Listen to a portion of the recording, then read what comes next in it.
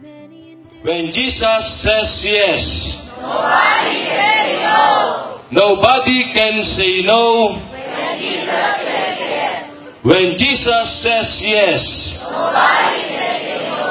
nobody can say no. When Jesus says yes, Ganon magmahal ang Diyos.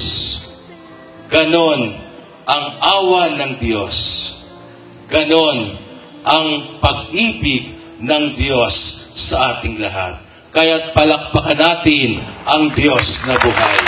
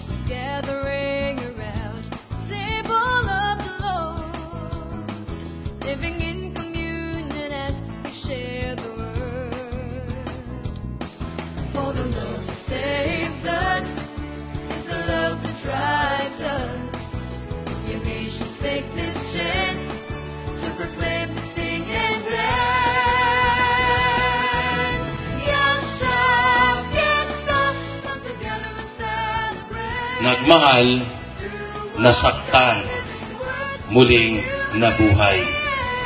Mga minamahal kong kaibigan, minsan sa ating buhay bilang isang kabataan, marami tayong karanasan dahil ang karanasang ito ang magpapakita sa atin kung paano natin may papahayag ang pag-ibig ng Diyos na muling nabuhay. Sabi nga po, minsan mahirap talagang magmahal, pero ang Diyos kailanman hindi nagsising mahalin tayo. Kahit minsan sa ating buhay nakakalimutan natin ang Diyos, pero kailanman hindi tayo kinalimutan ng Diyos.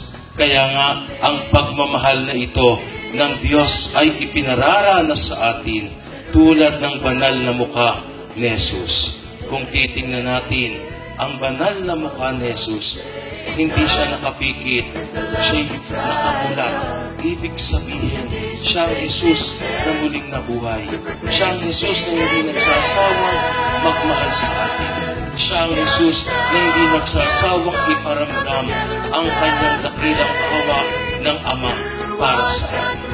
Sana, mga minamahal kong kaibigan, mga minamahal kong kabataan, ito ang dalhin ninyo pag-uwi pagkatapos ng okasyon na makita sa inyo ang banal na mukha ni Jesus. Makita sa inyo ang mabaghalang awa ng Diyos. At ito ay magagawa natin kung hahayaan nating mahalin tayo ng Diyos at mahalin natin ang ating kapwa kabataan. Ang paglalakbay natin ay isang kagalakan at ang kagalakan ito ay dulot ng awa ng Diyos at makita sa atin ang banal na mukha ni Jesus. Mga minamahal kong kaibigan, sana ngayong araw na ito, ngayong gabing ito, maiparanas natin ang awa ng Diyos sa bawat isa. Lagi natin tatandaan, ang kabataan ay pinakikinggan, hindi pinaririgan. Sana tayo ay may tenga para pakinggan ang karanasan ng bawat isa.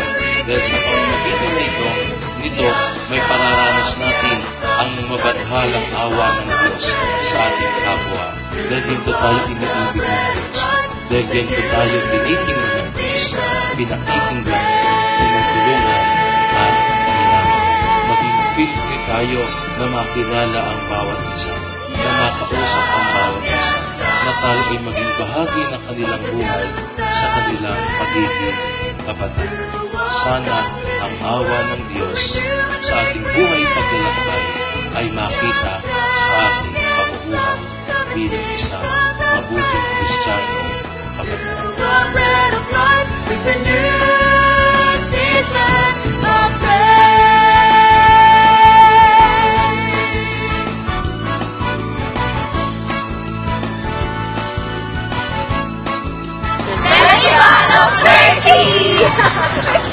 Festival